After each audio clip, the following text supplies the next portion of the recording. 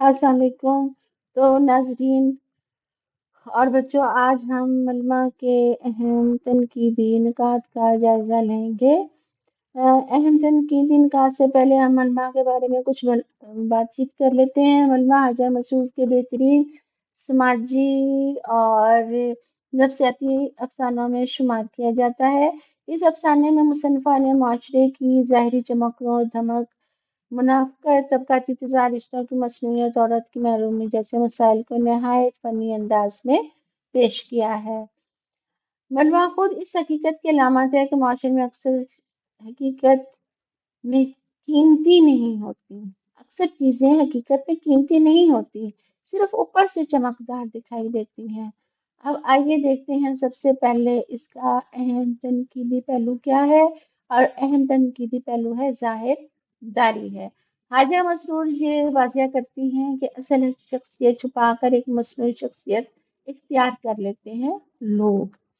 دولت، لباس، رہائش اور معاشرتی مقام کو انسان کی اصل قدر سمجھ لیا جاتا ہے اور اخلاق اور انسانیت کو نظر انداز کر دیتے ہیں۔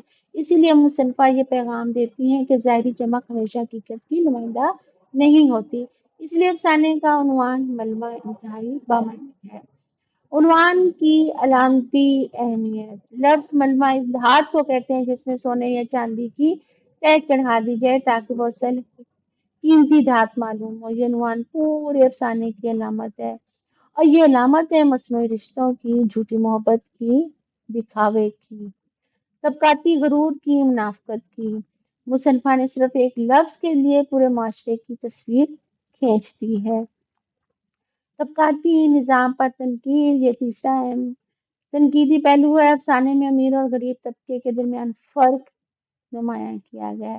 امیر طبقہ خود کو برتر سمجھتا ہے، غریبوں کو کمتر سمجھتا ہے، تعلقات کی بنیاد کی مفاد پر تعلقات بھی مفاد کی بنیاد پر قائم کرتا ہے، جبکہ غریب طبقہ جو ہوتا ہے وہ احساس محرومی کا شکار ہوتا ہے، عزت کی خواہش رکھتا ہے، معاشرتی ناانصافی کو بھی برداشت کر لیتا ہے اور اسی چکی میں پستا رہتا ہے۔ مصنفہ اس طبقاتی نظام کو معاشرتی خرابی قرار دیتی ہیں۔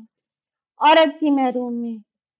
حاجرہ مسرور کی اکثر تحریروں میں، افسانوں میں عورت کا مسئلہ نمایاں نظر آتا ہے۔ اس افسانے میں ہمیں عورت جو نظر آئے گی وہ جذباتی طور پر تنہا ہے، معاشرتی دباؤ کا شکار ہے، اپنی شناخت کھو رہی ہے، دوسروں کی خوشی کے لیے اپنی خواہشات کو قربان کرتی ہے۔ مصنفہ نے عورت کے ساتھ ہونے والی ناانصافی پر خاموش مگر مؤثر احتجاج کرتی ہیں۔ انسانی نفسیات کا گہرا مطالعہ کیا گیا ہے۔ سب سے بڑی خوبی انسانی نفسیات کی پیشکش ہے۔ ہر کردار اندر سے کچھ، باہر سے کچھ نظر آتا ہے، اور یہی تضاد افسانے کو حقیقت کے قریب لے جاتا ہے۔ مصنفہ یہ بھی بتاتی ہیں یہاں پر احساس کمتری، احساس برتری، حسد، خود غرضی، محرومی، خواہشات کو نہایت باریک بینی سے پیش کیا گیا ہے۔ پھر آ جاتی ہے رشتوں کی حقیقت۔ اب سوال یہاں پیدا ہوتا ہے کہ کیا آج کے رشتے محبت پر قائم ہیں یا مفاد پر؟ تو مصنفہ دکھاتی ہیں کہ اکثر تعلقات پر دولت سے وابستہ ہوتے ہیں، سماجی حیثیت سے متاثر ہوتے ہیں، فائدہ ختم ہوتے ہی یہ ختم ہو جاتے ہیں۔ یہ حقیقت افسانے کو معاشرتی تنقید کا درجہ دیتی ہے۔ حقیقت نگاری۔